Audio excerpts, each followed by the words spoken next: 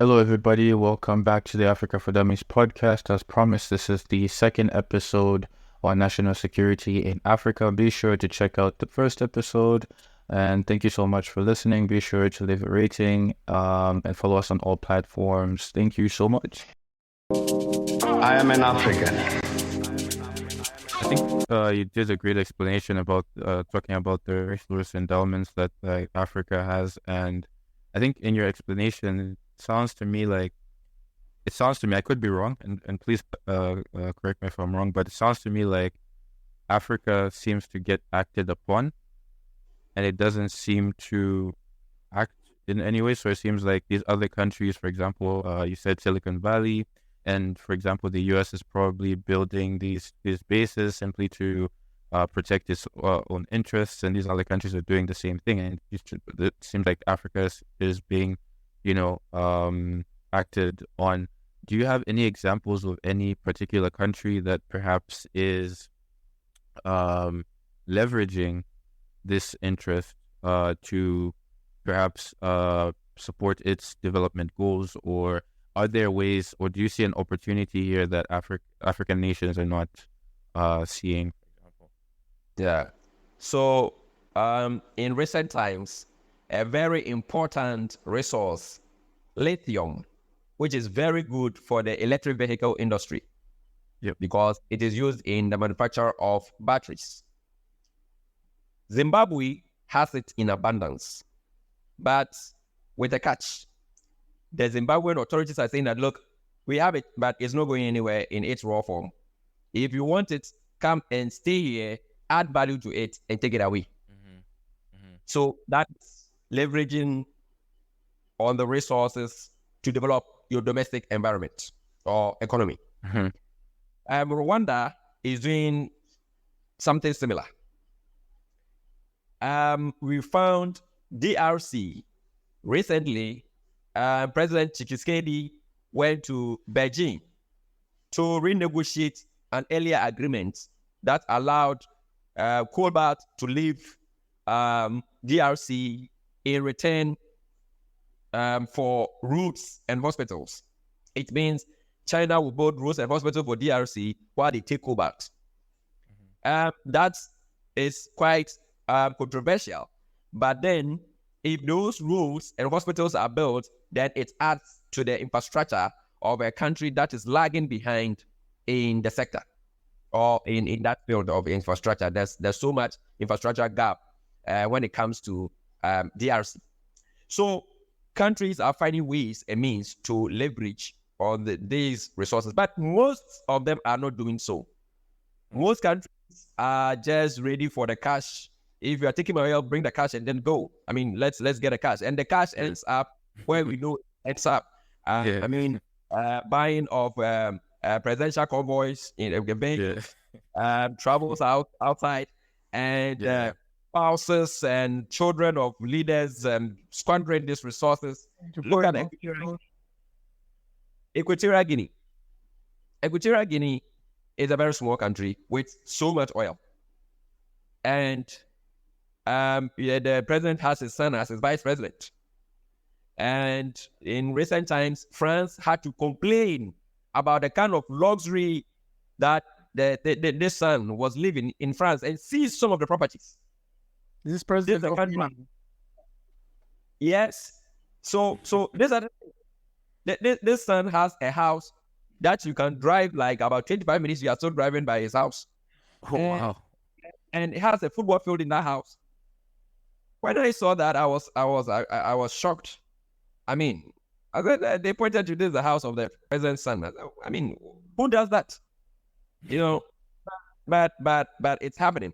So these are the things. Some are doing it, others are not, and that is where we have a challenge. Yeah. Mm-hmm. Which sort of leads me to my next. Sorry, but just a slight tangent. What's actually interesting with the Equatorial Guinea is in just a few years ago, maybe 5 years before COVID, Equatorial Guinea's GDP was higher. GDP per capita was higher than Spain.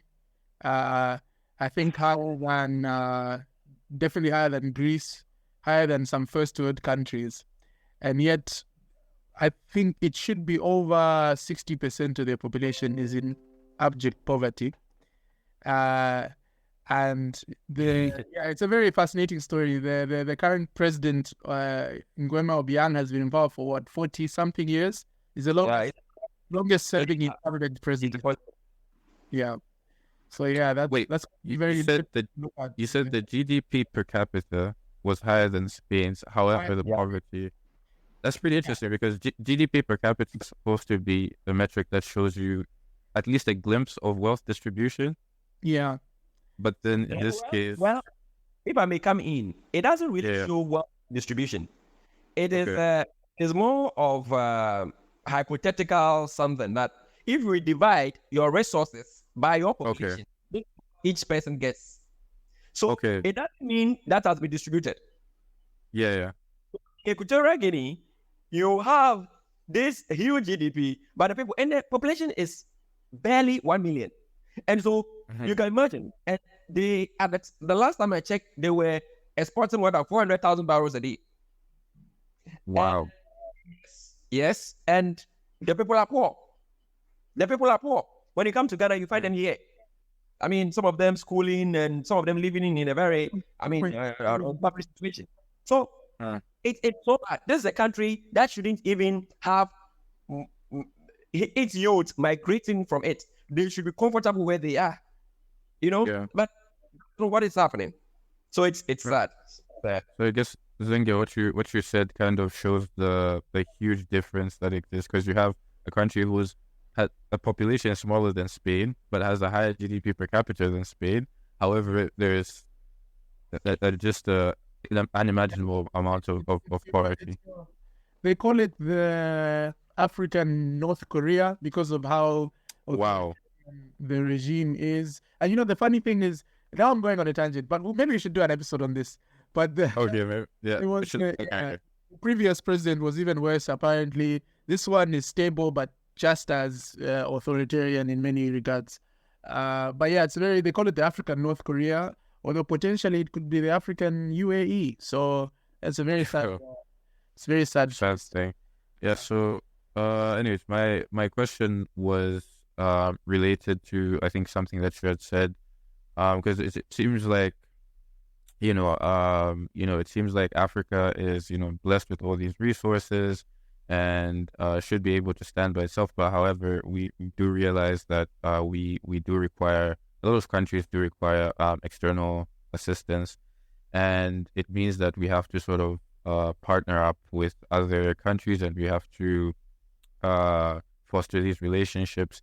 And, the next question is, how do we do that effectively while still, respecting sovereignty and promoting long-term stability? Repeat that. I didn't get that clear. Yeah. So how can partnerships between African countries and international actors be fostered effectively to effectively address security concerns while still respecting, sovereignty and promoting long-term stability? Yeah, thank you very much. I get it now. So one very important ingredient is national interest. How do you put your national interest first in negotiating with these global powers? So in negotiating with them, if the people are at the center, you put your people at the center of such negotiations, you put the interest of the state at the center, of course, you will have a better deal. But if it is all about political comfort and the benefit of the few, then definitely you are not going to sign deals that have positive long-term outcome. You always sign short-term gratifying or short gratification deals that will not benefit the people. Again, African states must learn to have a united front in negotiations. A country like Ghana cannot negotiate with the European Union and have a fair deal. No. Why do you say that? The balance is so bad.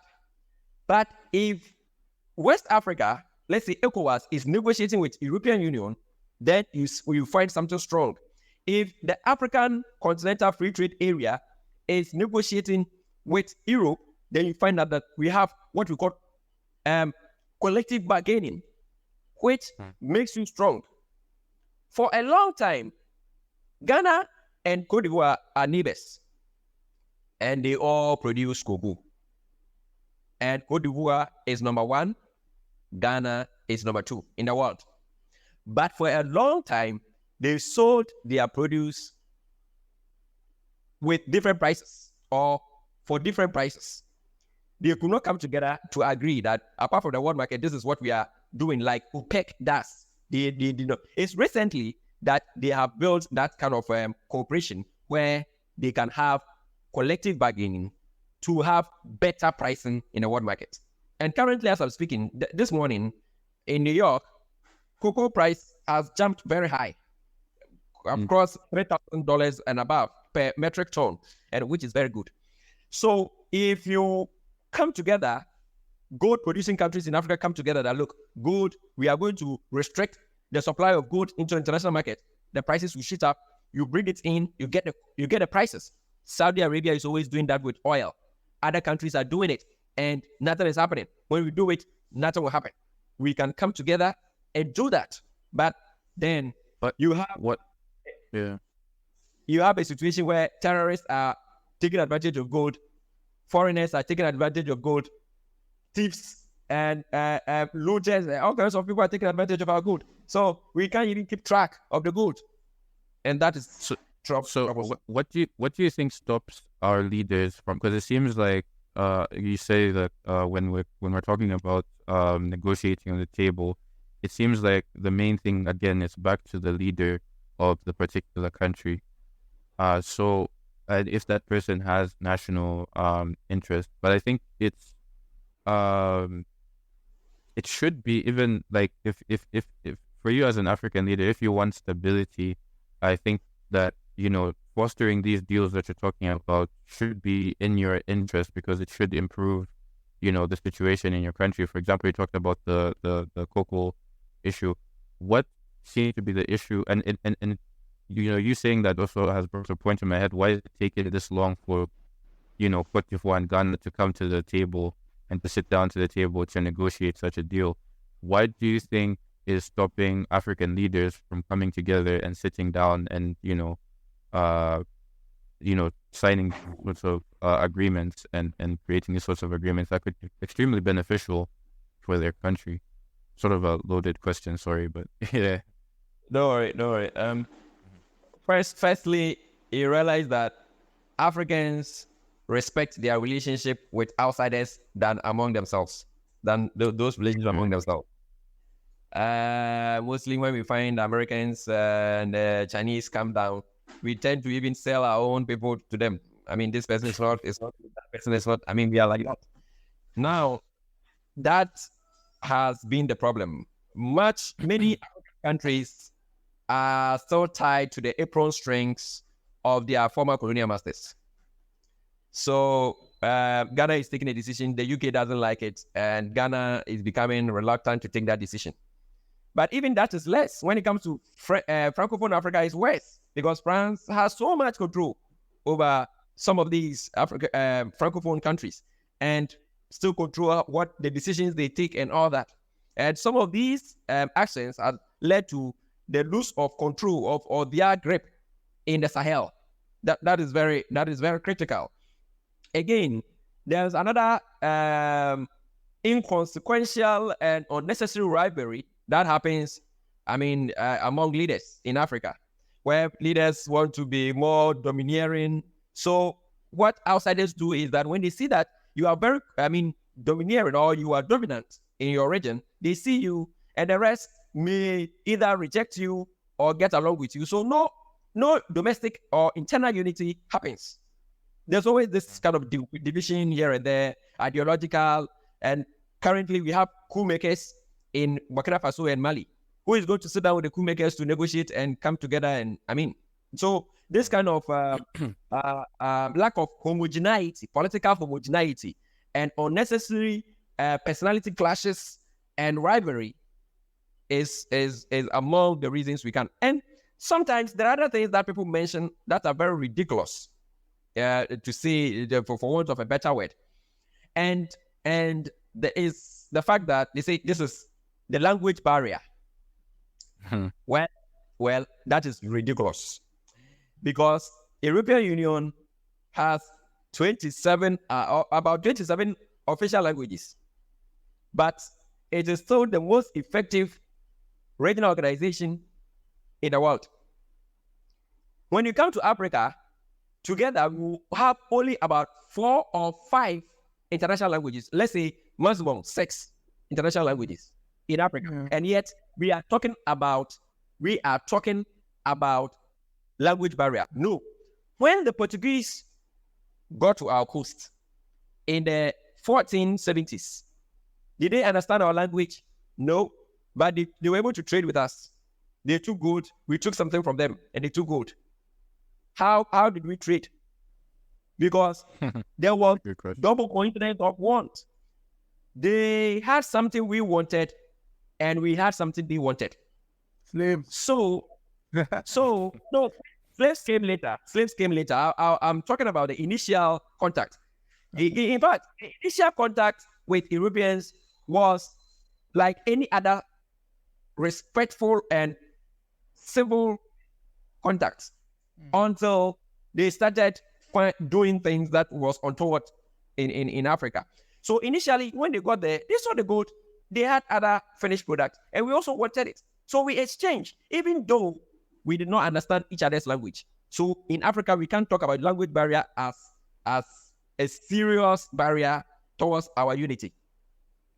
So that is one of the things. And some people have mentioned geography. I have a lot of articles that have debunked some of these things. I mean, they are ridiculous.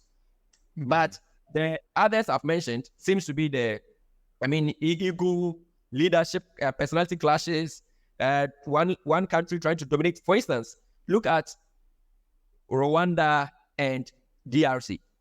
Now the clashes between them, So how can Kagame or Tshisekedi decide to sit down and negotiate? I mean, they can't do anything. They will be divided. And these are the things. Even in West Africa, Francophone leaders see themselves as a little bit more having an upper hand, because they in terms of the number of countries, they are more than the Anglophones.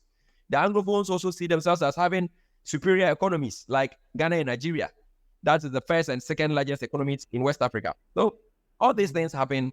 They give themselves some respect in front of the cameras, but they are rivals. And I think this is interesting. We are primarily talking about leaders and egos.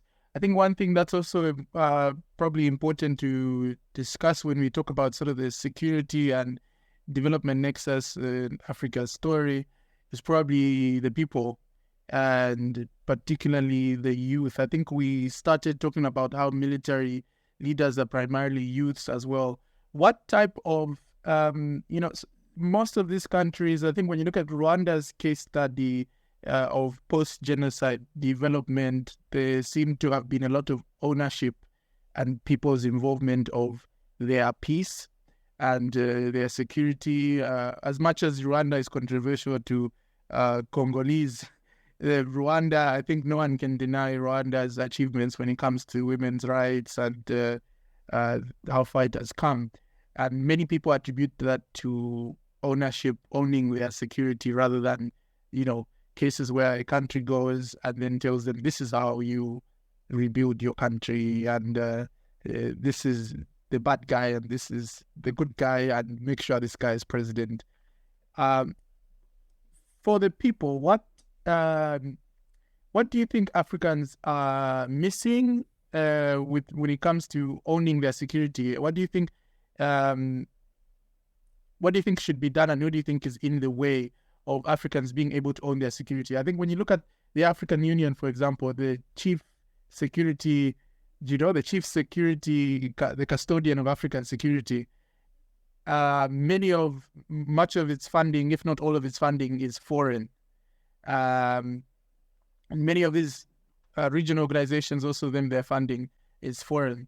So what do you have to say about African security and the people being able to own their security both in terms of funding and just simply ordinary people involving themselves in securing their own peace. When you receive partnership in your security arrangement, there's nothing wrong with it. The history of the world has been a history of partnership. People would always seek support where they find weakness.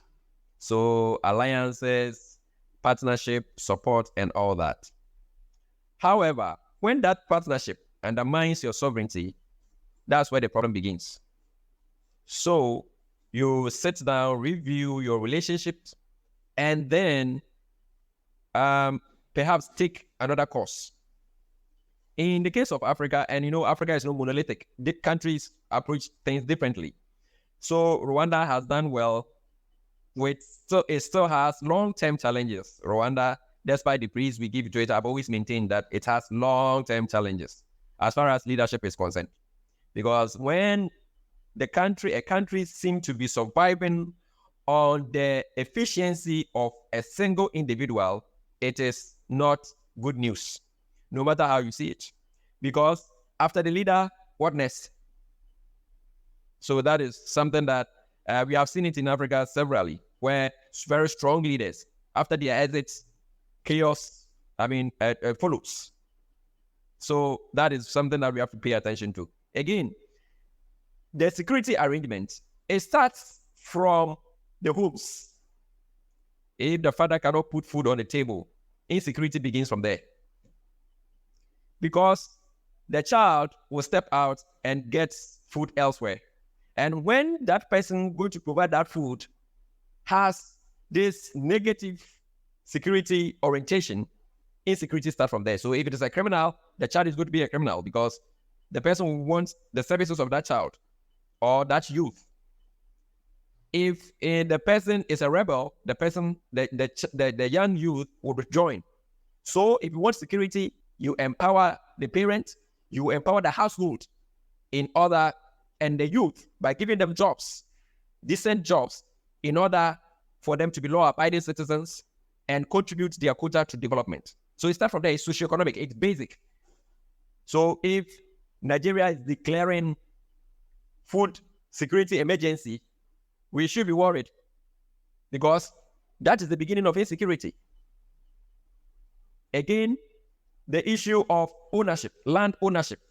In Africa, there are people who like to sell some land and they are not even getting land tenure systems. It's something basic that we have to address so that people are able to get land to at least cultivate some crops. So economic empowerment, the women, the men, and how we give them this, empower them in order to feed themselves and get something extra to protect themselves. Now, social capital, education, health, water, electricity, and all that. Youth are moving to the cities and forming shanty towns and slums, living in slums, and leaving agricultural lands untilled, uncultivated, because I'm not giving them electricity. He also has the right to own a phone and be able to charge the phone with electricity and get information, because when he has access to information on YouTube, he may better his output, agricultural output. But when you don't give them electricity, how do they get that? They will move to the city and become criminals in the city, because in the city, you can't give them jobs. So these are the things, the rural-urban gap that we have to close. Yeah. Security in Africa is a socioeconomic problem. However, we have militarized it. The first thing people think about is let's get guns and shoot down the criminals. That's all we think about. But we've gotten a lot of guns, but the criminals are increasing. Because in any case, the criminal is also getting the gun. And there are a lot of porous borders, illicit trade, and other things that is encouraging it. So at the national level, I think that every country should have a national security framework. Ghana had one recently, where national security should be really defined. National security advisors should not be people who are thinking about guns. They should be thinking about food and education and not guns.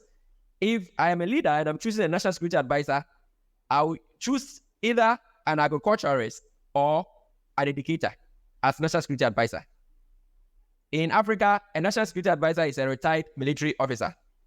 We are always doing that because we see security as physical security or the kinetic aspect of security. We don't look at the socioeconomic aspect. And these are things that we have to change. And national security does not mean shooting people down or arming people. We must get people who are more result-oriented. Thank you very much. I think as somebody who's sorry, I know Nathan is excited because he said you should get us an agriculturist. Yeah, I was going. You took my joke. That's okay. Yeah. What I wanted to say was that what you said is very, very fascinating, because I actually did a project in that in my studies on sort of this bridging the security and development nexus and styling your foreign policy with inclusive of both the sort of military hardware as well as the developmental packages that come with it. So how would you say countries should be? You've already mentioned hiring people of more diverse skills in sort of a national security council. How would you say countries on on a governmental and continental level should be able to frame their policies and deal with other governments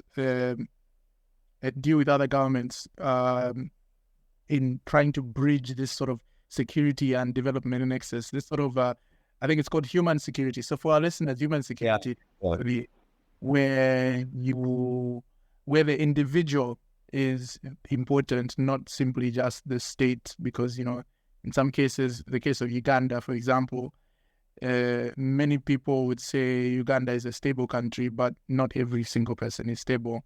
So generally, we're looking at the state stability, whereas individuals in certain parts of the country aren't secure. So human security is very much about your individual security, food, whether or not you are being assaulted. It's a much more microscopic type of security. So how can sort of states on a national level project this human security, and also on a continental level as the AU project this human security in the way it deals with other countries? Because other countries obviously are interested in African security and interested in African resources, but how does Africa channel that in their favor? Yeah, thank you very much, sir. I think that the African security, peace and security architecture should imbibe this and make it, it is already there. Mostly we have very good documents. I mean, it's there. But how we practicalize it and make it a priority in different domestic environment is what we lack. So we shouldn't make leaders always talk about things in the theoretical sense of it.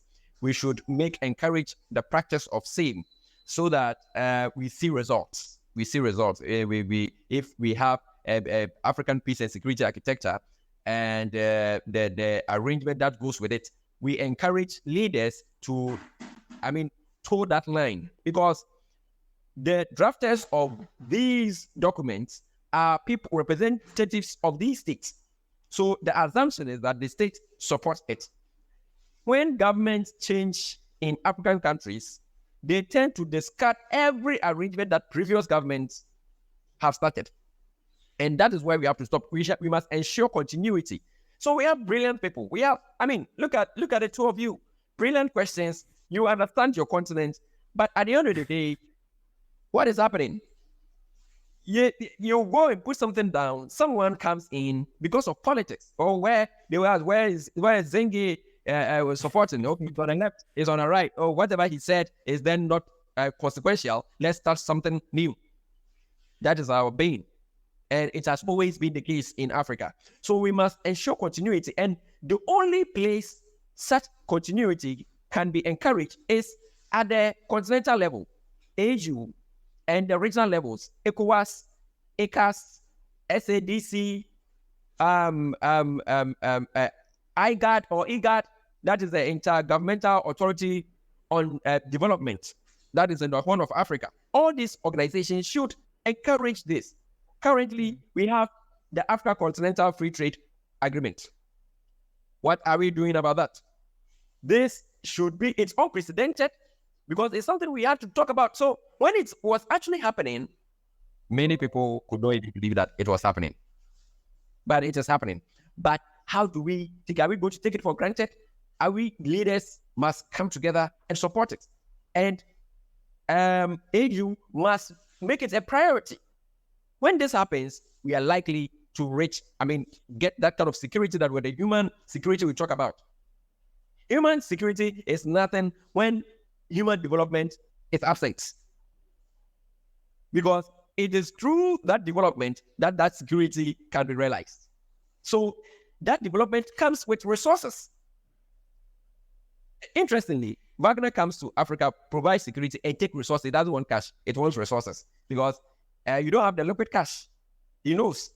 But you know that you have your resources. And you are always exploiting that resource. So where is the cash? It's in someone's pocket. Mm-hmm. Thank you. Yeah, no, that's I think those are some really great points. And because of the interest of time, I think I'm just gonna ask the final question. Yeah, I think you kind of hinted towards the answer to this particular question in the beginning, but in your view, how do you see the future of Africa in terms of security? Do you see the current status like worsening, more coups, less policies from African countries that are of national interest, but rather of benefiting, a particular few individuals? Or do you see the situation actually improving, especially with the incoming of the Africa Free Trade Agreement and these sorts of things? What do you paint a more bleak? Do you have a more bleak view of the future, or how do you see things? I have 2 kids, and obviously expecting others. However, the reality is that where we stand, Africa is not in the very best of places. However, I am optimistic. Okay. Optimistic because I think that there is knowledge outpour. The outpour of knowledge. There's a floodgate that have opened for knowledge to come out, and African youth are learning a lot. Before, I could not get in touch with you in your country and talk to you. I would have to travel before I met you. Yeah. But today, right from home, I'm talking to you. And it's very good. We are sharing. You are asking me very important questions, and I'm trying my best to share what I have. This makes us better Africans. It puts us in a better position to implement policies that are consequential positively for our people in the future or in the near future, or in our little capacities that we can do. This is optimistic. So I think that the exploitation that happened in the past, the kind of tumult that we find ourselves currently, is not going to be there forever. If we are saying that 21st century belongs to the African, we must make it in fact and not just theoretically. We must make sure that it happens. And it can only happen when we are conscious. But I see that consciousness. I feel it. The youth. People are asking relevant questions. People are not just talking about issues that do not have any importance. We are asking important questions. And with these important questions come ideas that we are sharing. For instance, what we do at DESEC Analytics Africa Limited, we realize that Africa has gained a lot of attention, but most of the people who are coming in do not even understand. And countries within Africa, firms and companies do not understand what is next door in the next country. You don't understand what is there. Ethnic dimensions, security dimensions. So DevSec was established to bring a group of young people together in order to render these services to these multinationals, companies, agencies from within and without that want to engage Africa in a win-win game that benefits Africa. And that's how we establish this. So this is an example of what I'm talking about, that the youth is becoming conscious, and they, as the youngest continent on earth, that consciousness will help transform Africa for the better. It's a good way to end it, at least for one of the few times we've ended on a on a positive note. So I'm very happy about that. But I think for me, I'm out of questions. I don't know, Zenge, if you... No. That was an excellent way to end it. Just a drop of optimism. As I was messaging Nathan, I was telling him, say, silence the guns. I haven't been able to convince him to say that. But there's that term, silence the guns, that's thrown around. So hopefully one day maybe the guns would be silenced. But as of now, not really. But judging by an expert opinion, the trajectory seems to be in a positive way. Yeah. No, thank you so much for joining us and spending time with the Dummies crew here. We'll be sure to add any of the links that you mentioned. I think you mentioned, is it DESAC? Your company? The company that you mentioned? Yep. DevSec, yeah. I think that's a really great initiative. Defining security. Yeah. Okay. DevSec, yeah, that's a good one. Yeah. I don't want to stretch that. Yeah. Yeah. No, that's a good one. That's a great one. I think it's a really great initiative. So again, from my side, thank you so much for joining us, and on behalf of all the listeners, yeah, thank you. And yeah, I think those are the last things. And see our listeners next time. Thank you. It's my pleasure. I am an African.